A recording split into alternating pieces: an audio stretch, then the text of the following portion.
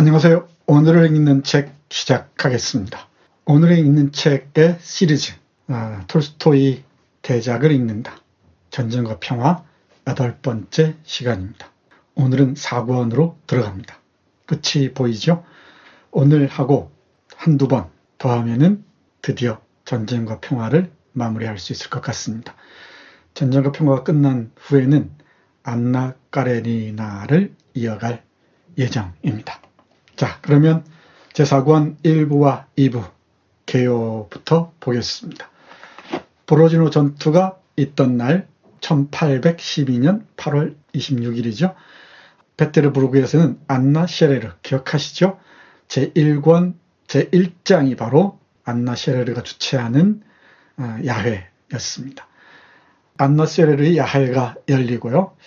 니콜라이 로스토프는 전투 며칠 전 말을 보충하기 위해 보로네시로 갑니다. 이 보로네시로 간 게 운명을 결정합니다.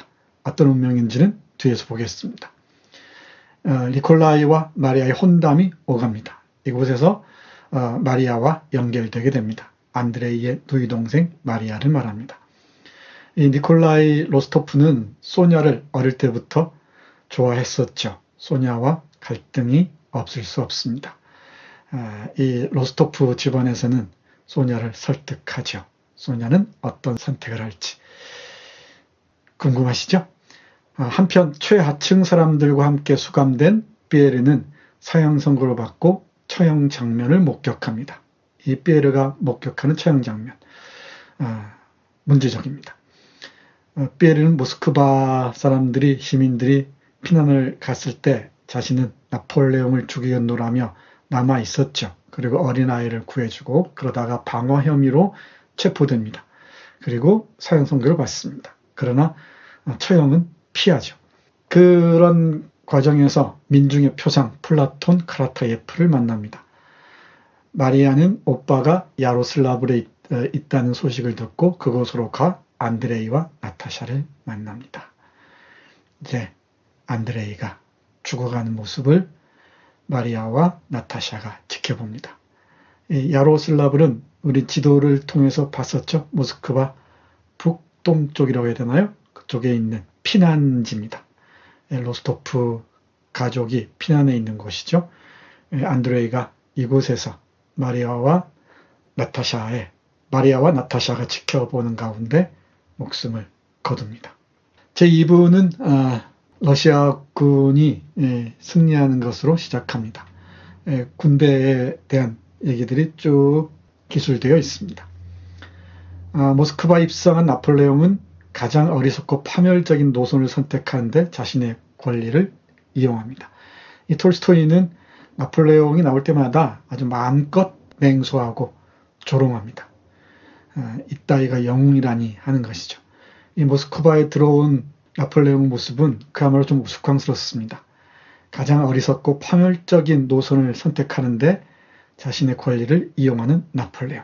자신이 파멸의 구렁텅이로 빠져들고 있다는 것도 모른 채, 한 치 앞도 모른 채 의시되는 모습. 우리 톨스토이는 마음껏 조롱하고 있습니다. 한편 포로피에르는 황폐한 모스크바에서 극한의 궁핍을 경험합니다. 그리고 10월 16일부터 7일에 걸친 밤에 프랑스군의 퇴각이 시작되죠. 이때 피에르는 플라톤 카라타예프와 함께 끌려갑니다. 그 과정에서 플라톤 카라타예프는 처형당하죠. 이 얘기는 3부에서 보겠습니다. 다음 시간을 기다려 주시기 바랍니다. 퇴각을 전후에 나폴레옹은 쿠투조프에게 평화조약을 제안하지만 거절합니다. 시간과 인내를 두 전사로 섬기는 쿠투조프, 나폴레옹의 평화조약을 호락호락 받아들이지 않습니다. 텅 빈 모스크바에서 나폴레옹은 허둥지둥 될 수밖에 없죠. 그러다가 퇴각을 결정합니다. 그 결과는 우리가 역사를 통해서 알고 있는 바와 같은데 소설에서는 어떻게 그리고 있는지 제4권 3부, 4부 다음 시간에 보도록 하겠습니다. 사랑의 힘에 대해서는 다시 반복하지 않겠습니다.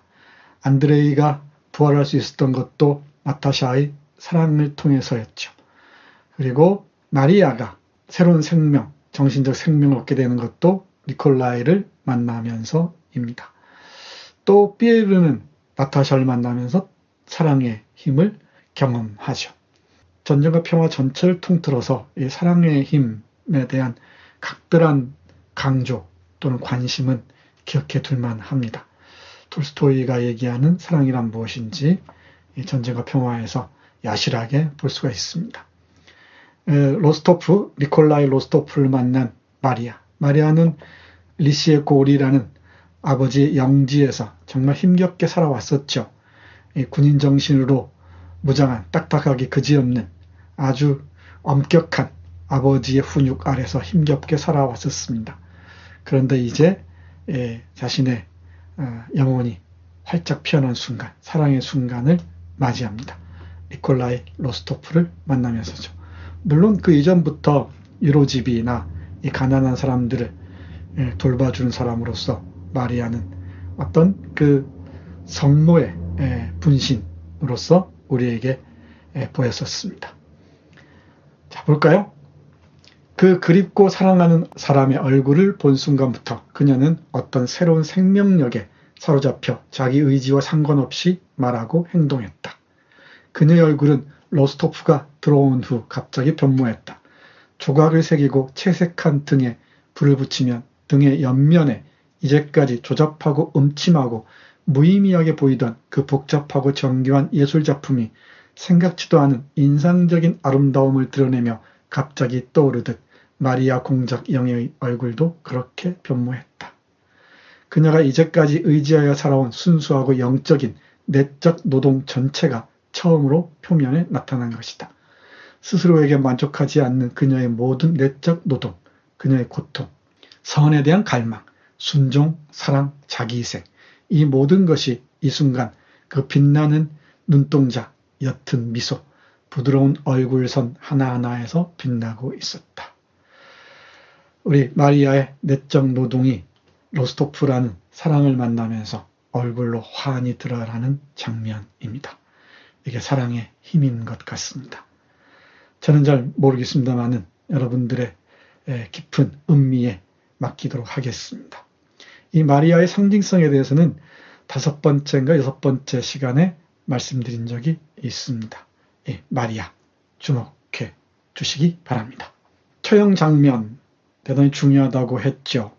이 프랑스군이 모스크바에서 벌인 약탈과 함께 이 반프랑스적인 행위를 하는 자들을 처벌하죠. 대표적인 장면이 바로 방화 사건으로 잡혀온 자들을 총살하는 것입니다. 그 장면을 목격하고 피에르는 충격에 빠지죠. 충격은 양면적입니다. 하나는 죽어가는 러시아인들을 보면서, 그리고 총살에 가담한 프랑스 군의 겁에 질린 얼굴을 통해서입니다. 그러니까 프랑스 군들도 마지못해 총살에 나설 수밖에 없었던 것이죠. 왜 사람이 죽고 죽여야 하는지, 뒤에서 조종하는 게 무엇인지 피에르는 깊은 고민에 빠집니다. 볼까요? 피에르는 그들을 보지 않으려고 다시 고개를 돌렸다. 그 소리와 함께 그는 연기, 누군가의 피, 프랑스 병사들이 겁에 질린 창백한 얼굴을 보았다. 그들은 또다시 말뚝 옆에서 떨리는 손으로 서로를 밀치며 무언가를 하고 있었다. 피에르는 괴롭게 숨을 몰아쉬며 주위를 둘러보았다. 도대체 이게 뭐지? 하고 묻는 듯 했다. 피에르의 시선과 마주치는 모든 시선에도 똑같은 물음이 떠올라 있었다. 러시아 사람의 얼굴에서, 프랑스 병사와 장교의 얼굴에서, 어느 한 사람 예외 없이 모든 사람의 얼굴에서 피에르는 자기 마음속에 있는 것과 똑같은 놀라움과 두려움과 몸부림을 읽었다. 결국 누가 이 일을 하고 있단 말인가? 저들도 모두 나와 똑같이 괴로워하는데 누구일까? 도대체 누구란 말인가? 이런 생각이 일순간 피에르의 마음속에 떠올랐다. 말뚝이라 함은 체포된 러시아인을 처형하기 위해 묶기 위한 이 말뚝입니다. 그 옆에 구덩이가 있죠. 총살을 통해 죽은 러시아인을 묶기 위한 구덩이입니다. 그 모습을 지켜보고 있는 피에르, 죽어가는 러시아인과 러시아인을 죽이는 프랑스 병사들, 둘 다 고통스러워하고 있죠. 과연 누가 이런 짓을 명령하고 있다는 것인가? 다들 괴로워하는데 피에르의 고민이 깊어질 수밖에 없죠. 이 피에르의 시선이 바로 톨스토이의 시선이라고 봐도 큰 잘못은 아닐 겁니다. 피에르와 안드레이가 톨스토이의 두 분신이라는 얘기는 여러 차례 강조했습니다. 처형 장면 주목하시기 바랍니다. 다음 보겠습니다. 구운 감자 몇 알. 이 부분은 도스토옙스키의 까라마조프가 형제들이죠. 거의 양파, 파 한 뿌리와 한 뿌리 연상되는 장면입니다. 정말 보잘것없는 나눔이 얼마나 깊은 감동으로 다가오는지, 그게 사람의 생각들, 사상들을 완전히 바꿔놓기도 하죠. 민중의 대표적인 화신으로 등장하는 인물이 바로 플라톤 카라타예프입니다. 꼭 기억하셔야 됩니다. 이 피에르의 변화와 상징의 그 과정에서 결정적인 영향을 끼치는 인물 중에 한 사람입니다. 플라톤 카라타예프. 이 사람을 통해서 피에르는 민중을 발견하고요. 그리고 플라톤을 두고 러시아적이고 선하고 둥근 모든 것의 화신이라고 얘기합니다. 플라톤은 마지못해 이 군대에 끌려온 사람입니다. 많은 러시아 민중들이 그랬듯이. 그리고 프랑스군에 체포되죠. 옆에는 강아지 한 마리가 있습니다. 그리고 신심이 아주 깊은 사람이죠. 옆에 있는 고통받는 사람들을 위로할 줄 아는 사람입니다. 그리고 자신이 가진 것을 기꺼이 나누는 사람이기도 하죠. 그런데 4권 3부에서 보시겠습니다마는 이 플라톤 카라타예프는 퇴각하는 길에 끌려가다가 함께하지 못하고 총살당합니다. 그 상징이 무엇인지는 다음 시간에 조금 더 깊이 생각해 보기로 하겠습니다. 이 구운 감자 몇 알, 제가 보기에는 전쟁과 평화에서 감동적인 베스트 5에 꼽히는 장면이라고 생각합니다. 함께 이제 갇혀 있습니다. 허름한 이런 마국간 같은 곳이죠. 파괴된 성당이었던가요? 그렇습니다. 기억이 정확하지 않은데요. 여기에서 플라톤 카라타예프와 피에르와 함께 잠을 잡니다. 자, 보시죠.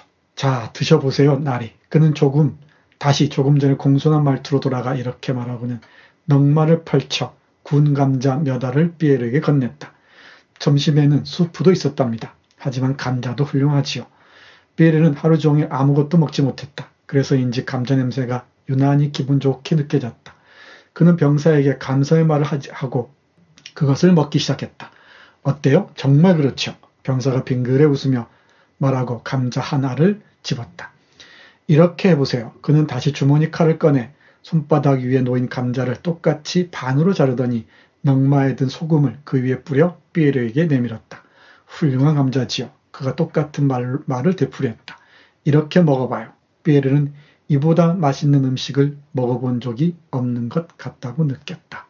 아마 프리메이슨의 그 경험이 있었죠. 프리메이슨 구성원과의 만남도 강렬했지만 뒤끝은 별로 좋지 않았습니다. 그런데 피에르에게 플라톤 카라타예프라는 민중을 대표하는 인물은 이런 깊은 인상을 남긴 것 같습니다. 이게 바로 피에르의 변화와 성장에 결정적인 영향을 미치는 한 장면이라고 할 수 있겠습니다. 사실 전쟁과 평화를 성장소설로 읽을 수 있습니다. 물론 모든 소설은 성장소설의 모습을 띠긴 하죠. 그 정도에 따라 다르긴 하지만 말이에요. 나타샤의 성장, 그리고 피에르의 성장, 그리고 죽음에 다가가면서 깨닫는 그 안드레의 모습에서 볼 수 있는 안드레의 성장까지, 니콜라이도 얘기할 수 있겠고요. 네, 이 주요 인물들의 성장 과정, 정신적 또는 영혼의 성장 과정을 쭉 따라가 보는 것도 전쟁과 평화를 읽는 하나의 방법이 아닐까 생각합니다. 안드레이의 죽음입니다. 안드레이는 죽음에 이르러서 깊은 깨달음에 도달합니다. 자, 볼까요? 그의 병은 육체의 순리대로 진행되었다. 그러나 나타샤가 그에게 그 일이 일어났다 라고 표현한 것은 마리아 공작 영예가 도착하기 이틀 전에 일어났다. 여기서 말하는 그 일이란 기적입니다. 죽음의 고비를 떨치고 다시 숨쉬기 시작하는 순간을 얘기합니다. 그것은 삶과 죽음 사이에 벌어진 마지막 정신적 투쟁이었다. 그리고 죽음이 승리를 거두었다. 그것은 나타샤를 향한 사랑 속에서 그 앞에 나타난 삶을 그가 아직 소중히 여기고 있다는 뜻밖의 자각이었고 불가해한 것에 대한 공포가 일으킨 마지막 발악, 그리고 그러나 결국에는 굴복하고 말 발악이었다. 죽음에 도달하기 직전에 깨어난 순간, 바로 그 일이죠. 그때 나타샤를 바라봅니다. 이 나타샤와 마리아와 니콜라의 아들이죠. 자신의 아들, 그 니콜루샤라는, 니콜렌카라는 그 애칭으로 불리는 아들을 지켜보는 가운데 안드레이는 숨을 거둡니다. 조금 더 보겠습니다. 임종하는 바로 그 순간 안드레이 공작은 자신이 자고 있다는 것을 기억해냈고 임종하는 바로 그 순간 안간힘을 다해 눈을 떴다. 그래, 그것은 죽음이었어. 난 죽었어. 그리고 나는 눈을 떴어. 그래, 죽음이란 깨어남이야. 갑자기 그의 마음속이 환해졌다. 이때까지 불가해한 것을 가리던 장막이 마음의 눈길 앞에서 거쳤다. 그는 자기 안에 속박되어 있던 힘이 해방되는 듯한 기분과 이상 야릇한 가벼움을 느꼈다. 그 가벼움은 그 이후로 그를 떠나지 않았다. 죽음을 받아들이는 거죠. 죽음이란 깨어남이야 라고 얘기합니다. 그럴까요? 이 안드레이의 죽음에 대한 깊은 상념들은 주목할 필요가 있습니다. 톨스토이가 경험한 죽음과의 만남, 죽음에 대한 사유의 에센스를 읽을 수 있는 부분이기도 합니다. 또 역사와 전쟁, 그리고 그 쿠투조프 얘기를 하지 않을 수가 없죠. 앞에서도 말씀드렸습니다마는 톨스토이는 역사를 이끌어가는 것은 우연이라고 보는 것 같습니다. 보이지 않는 민중들의 힘, 흐름에 강조점을 두고 있는 것 같습니다. 영웅사관하고는 분명히 구분되죠. 몇몇 위대한 인물이 끌고 가는 게 역사가 아니라는 것입니다. 이 점은 톨스토이의 역사관과 다른 역사학자들의 역사관이 분명하게 구분됩니다. 이와 관련해서는 이사야 벌리라는 아주 탁월한 정치사상가가 있는데요. 그 사람이 쓴 아주 뛰어난 논문 고순도치와 여우가 있습니다. 이 고순도치와 여우를 제가 소개할 예정입니다. 전쟁과 평화가 끝나고 난 다음에 그때 조금 더 깊이 여러분과 함께 생각해 보도록 하겠습니다. 고순도치와 여우 기대해 주셔도 좋습니다. 이 고순도치와 여우는 전쟁과 평화에 대한 이사야 벌린의 깊이 있는 통찰을 보여주는 책입니다. 해서 이 톨스토이는 이렇게 말하죠. 인간의 이성으로는 온갖 현상을 일으키는 원인들의 총합에 도달할 수 없다 라고 말입니다. 익숙하죠? 앞에서 봤으니까요. 그리고 에필로그 2, 두 번째 에필로그, 우리의 마지막 시간이 되겠네요. 10강 할 때 우리 톨스토이의 또 이 역사관을 좀 더 꼼꼼하게 짚어보기로 하겠습니다. 승리라는 것도 우연히 다가오는 것이라고 톨스토이는 생각했던 것 같습니다. 병사들의 약간의 움직임들이 큰 흐름을 바꿔놓는다고 했었죠. 우리 얘기했었죠. 6강에서인가요? 6강이 아주 재밌는데 5강, 6강이 재밌습니다만 이 나폴레옹의 시종이 부츠를 챙기지 않아서 나폴레옹이 코감기에 걸렸고 그 코감기에 걸린 게 전쟁에 결정적인 영향을 끼쳤다. 이런 식의. 충분히 그럴 수 있죠. 이건 버터플라이 이펙트를 비롯한 어떤 현대 과학이 얘기하는 것이기도 하죠. 우연한 그 힘 하나가 큰 흐름을 바꿔놓을 수 있다고 얘기하지 않겠습니까? 톨스토이의 역사를 바라보는 눈, 전쟁을 바라보는 눈을 고민하다가 저는 현대 과학에서 얘기하는 여러 가지 재미있는 흥미로운 이론들이 떠올랐습니다. 나비 효과, 또는 글계 효과인가요? 카타스트로피 등등이 있습니다. 파국 이론이라고 얘기하죠. 그러니까 우리 기후변화 같은 거 얘기할 때 그렇죠. 우연한 요소 하나가 큰 흐름 자체를 바꿔놓을 수가 있다고 합니다.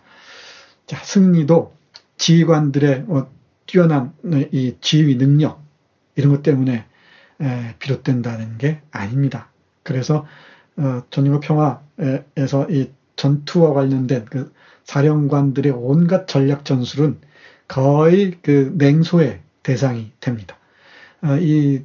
여기 전쟁에 참전하는 고급 장교란 자들의 파벌 싸움과 함께 얘들의 전략 전술이라는 게 얼마나 우스운 일인가, 우스운 작업인가를 야실하게 보여주죠. 그래서 쿠투조프를 높게 평가할 수밖에 없습니다. 톨스토이의 관점 참 독특하죠. 동의하든 동의하지 않든 고민할 거리를 우리에게 제공해 줍니다. 승리 우연성 보겠습니다. 우리에게 일어나는 일이 늘 그렇지. 모든 게 뒤죽박죽이라니까. 타르치노 전투 후 러시아 장교들과 장군들이 말했다. 그것은 오늘날 사람들이 그때는 어떤 멍청한 인간이 그런 식으로 행동하여 이를 꼬이게 만들었지만 우리라면 그런 식으로 행동하지 않을 거라는 어감을 풍기며 하는 말과 조금도 다를 바 없다. 하지만 그렇게 말하는 사람들은 화제에 오른 문제에 대해 잘 모르거나 일부러 자신을 속이는 것이다. 모든 전투, 타르치노 전투, 보로지노 전투, 아우스터리트 전투는 그것을 준비한 사람의 예상과 다르게 진행되기 마련이다. 그것이 본질적인 조건이다. 무수한 자유로운 힘, 삶과 죽음이 걸린 전투만큼이나 인간이 더 자유로운 것도 없기 때문이다. 바로 이 무수한 자유로운 힘이 전투의 향방에 영향을 미친다. 그 향방은 결코 미래할 수 없으며 또 어느 한 가지 힘의 방향과도 합치되지 않는다. 역사가 어떤 그 초월적인 존재에 의해서 다 기획된 것이라면은 참 얼마나 허망하겠습니까? 이런 우연한 요소들이 역사의 방향을 바꾸는 결정적인 힘이 된다는 톨스토이의 얘기, 그리고 민중들의 생각의 그 흐름들이 역사를 바꾸는다는 톨스토이의 판단, 분명히 일정 정도 의의가 있는 것 같습니다. 우리 현실에서도 그런 경험들 많이 하죠. 수많은 우연들이 우리의 삶을 바꿔놓지 않습니까? 우연히 걸려온 전화 한 통, 우연히 받은 이메일 한 통이 우리 삶을 바꿀 수도 있습니다. 그렇죠? 네, 다음 쿠투조프 얘기도 봐야죠.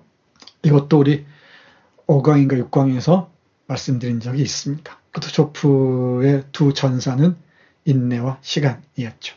이 기다림의 화신입니다. 쿠투조프, 많은 장군들이 나가서 싸우자, 가서 이런 전략이 적당할 것 같다 얘기하지만 쿠투조프는 졸면서 푹 자두는 게 내일을 위해서 전투를 앞두고 가장 좋은 일이야 라고 얘기하는 그런 노인입니다. 자, 우리 쿠투조프 얘기 좀 들어보시죠. 우리가 공세를 취하면 그냥 패배할 수도 있다는 것을 저들은 깨달아야 해. 인내와 시간, 이것이야말로 나의 전사들이지. 쿠투조프는 생각했다. 그는 풋사과를 따면 안 된다는 것을 알았다. 이 사과의 비유, 역사의 우연성 얘기하면서 앞에서 얘기했었습니다. 사과는 익으면 스스로 떨어진다. 설 익은 사과를 따면 사과와 나무도 망치고 그것을 따서 먹는 사람의 이도 흔들리게 된다. 그는 노련한 사냥꾼처럼 그 짐승이 상처를 입었다는 점. 이 짐승은 나폴레옹입니다. 그 상처는 러시아의 전 병력이 입힐 수 있는 최대한 상처라는 점. 그러나 그 상처가 치명적인지 아닌지는 아직 밝혀지지 않은 문제라는 점을 알았다. 이제 쿠투조프는 로리스톤과 바르텔레미의 파견과 파르티잔의 보고를 통해 그 짐승이 치명상을 입었음을 거의 확신했다. 그러나 증거가 좀 더 필요했고 기다려야 했다. 기다립니다. 이제 나폴레옹 군대의 퇴각이 시작되고요. 그 퇴로를 막고 파르티산들의 전투가 펼쳐집니다. 제인소프가 눈부신 활약을 보이고요. 그리고 니콜라이의 동생 빼짜 있었죠. 로스토프 집안의 막내 이 빼짜가 파르티잔의 가담에서 싸우다가 죽습니다. 이건 3부, 4부에서 집중적으로 얘기하도록 하겠습니다. 이 파르티잔 전투 흥미롭습니다. 파르티잔의 기운이 아닌가 싶기도 한데요. 자, 좀 더 살펴봐야 되겠습니다만 다음 시간에 이 파르티잔 전투는 집중적으로 여러분과 함께 생각해 보도록 하겠습니다. 이 쿠투조프의 기다림의 미학이라고 해야 할까요? 정말 흥미롭습니다. 이 전사를 연구한 사람들, 전쟁사를 연구한 사람들은 쿠투조프를 상당히 비판적으로 바라보는 모양입니다만은 톨스토이는 그렇지 않습니다. 그러니까 기존의 많은 역사학자들은 이 톨스토이의 이 쿠투조프 평가를 과장됐다라고 비판하는 모양입니다. 글쎄요, 이것도 사람들마다 생각이 다르겠죠. 제가 보기에는 이 쿠투조프의 전쟁 철학 아닌 철학도 분명히 의미는 있는 것 같긴 합니다만은 자, 마무리하죠. 유명한 장면입니다. 1967년 러시아, 소련에서 만든 전쟁과 평화 기억나죠? 본더르추크 감독의 영화. 안드레이가 죽어가는 장면입니다. 창밖으로 호수가 보이죠? 이 나타샤가 목양말을 짜고 있습니다. 뜨개질하는 장면이죠. 소설 속 장면들을 그대로 재현해 주고 있습니다. 안드레이는 이 나타샤와 마리아와 자신의 아들 니콜센카가 지켜보는 가운데 숨을 거둡니다. 여러 가지 상념들이 오가죠. 죽음에 대한 생각들, 사랑에 대한 생각들. 이 나타샤에 대한 사랑과 또 미움이 있지 않았습니까? 그 아나톨이라는 애가 가운데 끼어들어서 나타샤의 사랑을 유괴하려고 했었죠. 사랑을 유괴한다? 뭐 적절한 표현이라고 할 수도 있겠네요. 이에 따른 이 안드레이의 고통 그리고 파혼 기억하시죠? 네, 안드레이가 죽어가면서 사랑에 대해서 이런 상념을 펼쳐보입니다. 사랑이란 도대체 무엇인가? 그런 생각했다. 사랑은 죽음을 방해한다. 사랑은 생명이다. 모든 것, 내가 이해하는 모든 것, 내가 그것들을 이해하는 이유는 단지 내가 그것들을 사랑하기 때문이다. 모든 것은 존재한다. 단지 내가 사랑한다는 이유로 모든 것이 존재하게 되는 것이다. 모든 것은 오직 이것으로 이어져 있다. 사랑은 하느님이다.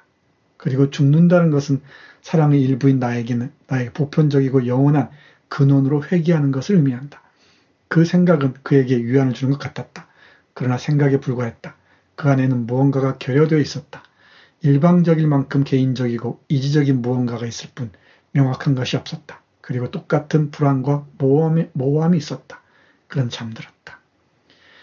이 죽음과 사랑 그리고 그리스 종교를 바탕으로 한 종교적 심성 등등 이 톨스토이의 사상의 핵심들을 들여다볼 수 있는 장면입니다. 안드레이가 죽어가면서 펼친 상념들 꼭 기억하셔야 될 것 같습니다. 전쟁과 평화에서 놓치기 어려운 장면이기도 하죠. 우리는 전쟁과 평화를 쭉 읽어가면서 많은 얘기를 한다고 합니다만은 정말 그야말로 일부밖에 말씀드리지 못하는 것 같습니다. 저는 큰 줄기만 제 나름대로 잡아가는 중이니까 여러분들은 천천히 여러분들의 눈으로 여러분들의 경험을 투영하면서 여러분들의 생각을 함께 날실로 짜 넣으면서 대작을 읽어보시기 바랍니다. 정말 다른 작품으로 와 닿을 것이라고 생각합니다. 네, 톨스토이 읽기 전쟁과 평화 8번째 시간 마치겠습니다. 함께 해주셔서 고맙습니다.